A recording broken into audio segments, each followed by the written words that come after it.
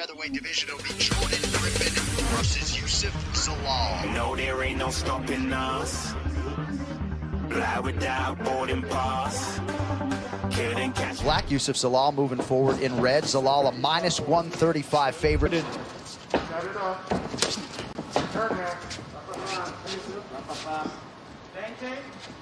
Moving forward. Allow training with Bobby Lashley. This guy's tons of experience. This guy's tons of experience in kickboxing. Actually started kickboxing when he was 10 years old. So you got to get off on Zalal early, but make sure you head him off like they're doing. But look at the footwork.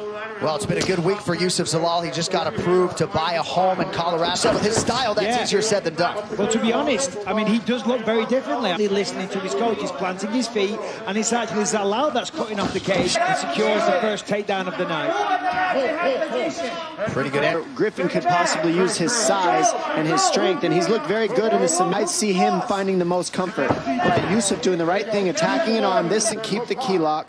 He takes the back, and now he's split Yusuf fence to peel him off. So Zalal's going to have to be smart here, get on the hand control. Has his leg hooked, so he's going to want to get the hand control out and get that right elbow in. He's got to be careful here because one wrong move could be the end of it. Separate that grip and then he can make his next move.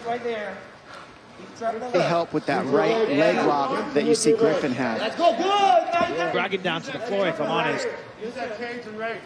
When I'm looking at this position, there it is. And when you try to throw the hook, that's the problem. But here we are in the free movement again.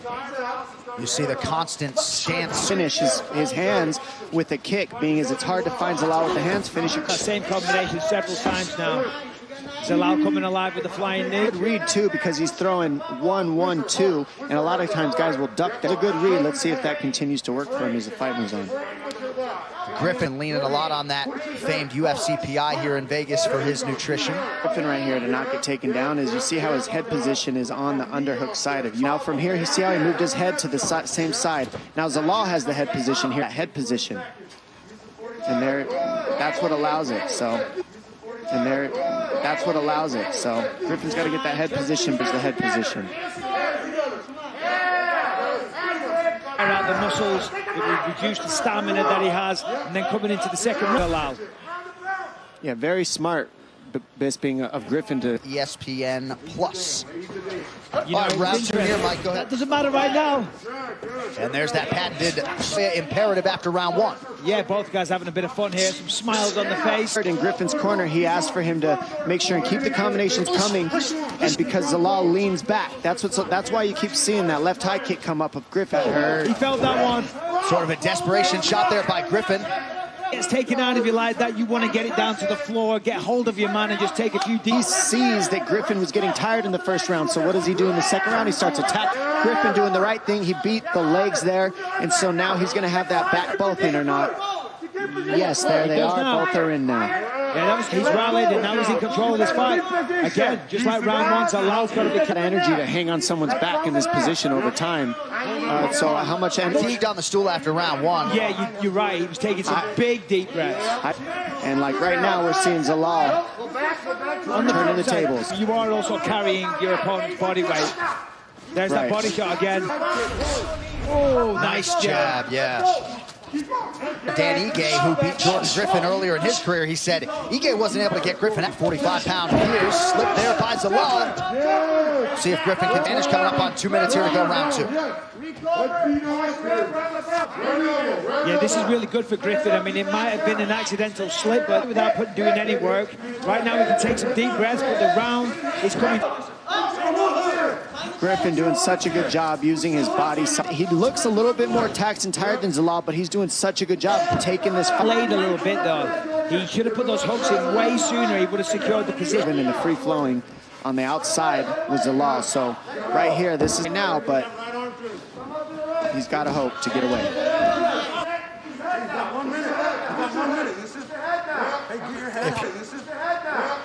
If you're Zalal, any thought to separating and trying to... Tired, you know, I mean, he's still in this fight for sure, but I would separate and try and go back. And of course, now Jordan has the body lock, so there's no separating happening. Fights.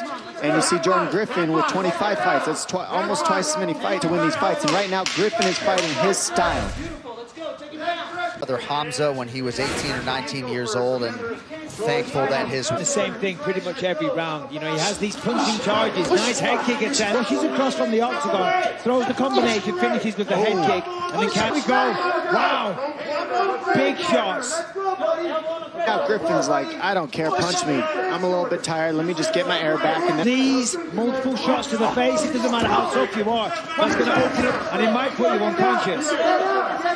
This is what Griffin needs to be doing the whole fight. The second he goes first, he turns this fight around for him. Herb Dean saying about the toes there in the fence. Yep.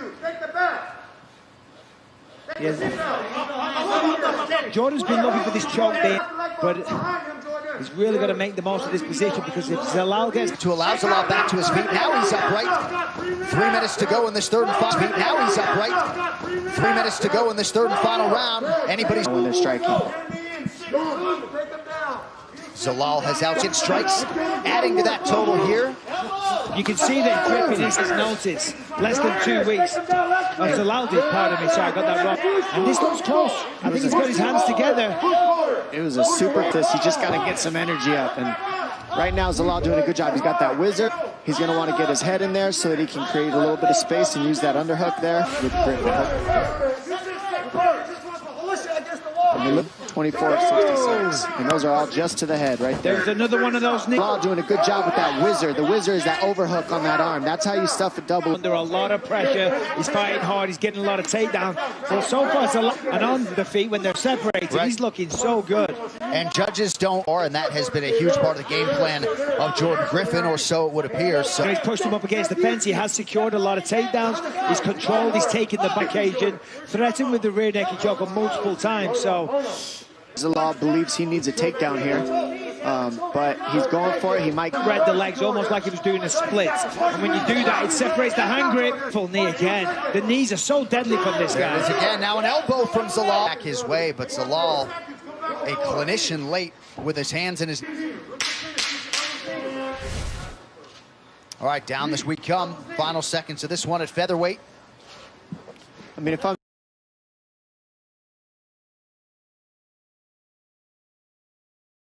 Watch me, I be moving fast.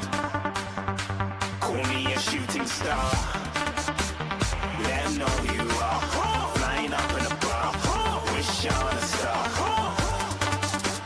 Time to show 'em who's in charge. Call me a shooting star.